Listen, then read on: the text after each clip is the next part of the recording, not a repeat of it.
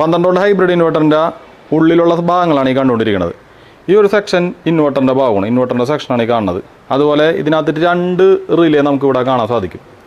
അതാണ് നമുക്ക് ബൈപ്പാസ് ചെയ്തെടുക്കുമ്പോൾ നമുക്ക് പ്രൈമറിയിലേക്ക് അല്ലെങ്കിൽ വേറൊരു സെക്ഷനിലേക്കൊന്നും കറണ്ട് കയറി കിടക്കണില്ല. അതിനകത്ത് നമുക്ക് 2 ദിവസം കൂടുമ്പോൾ 1 യൂണിറ്റ് നമുക്ക് കറണ്ട് ലാഭമുണ്ട് സാധാരണ ഇൻവെർട്ടറുകളെ അപേക്ഷിച്ച്. അപ്പോൾ നമുക്ക് ഇതിനകത്ത് ഹൈബ്രിഡ് ഇൻവെർട്ടറിന് 2 റിലേ, അതുപോലെ തന്നെ ഇതിൻ്റെ പ്രോഗ്രാം സെക്ഷനും കാര്യങ്ങളൊക്കെയാണ് ഈ കാണുന്നത്. അതുപോലെ മോസ്ഫെറ്റിൻ്റെ എണ്ണമാണെന്നെങ്കിൽ ഈ ഒരു സൈഡിലായിട്ട് 4, ഇപ്പുറത്തും ഒരു 4, 8 മോസ്ഫെറ്റ് ഇവിടെ.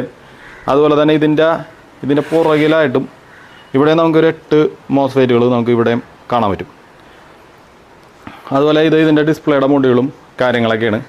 അതുപോലെ തന്നെ ഇതിൻ്റെ ഉള്ളിലുള്ളൊരു ഹെവി ആയിട്ടുള്ള അതുപോലെ തന്നെ ഒരു MPPയുടെ സെക്ഷനും കാര്യങ്ങളൊക്കെയാണ്. 2 ഇൻ്റർലീവ്ഡ് സ്വിച്ചിങ് ഫംഗ്ഷൻ നടക്കുന്നത്. ആ MPPയുടെ കാർഡും കാര്യങ്ങളൊക്കെയാണ്.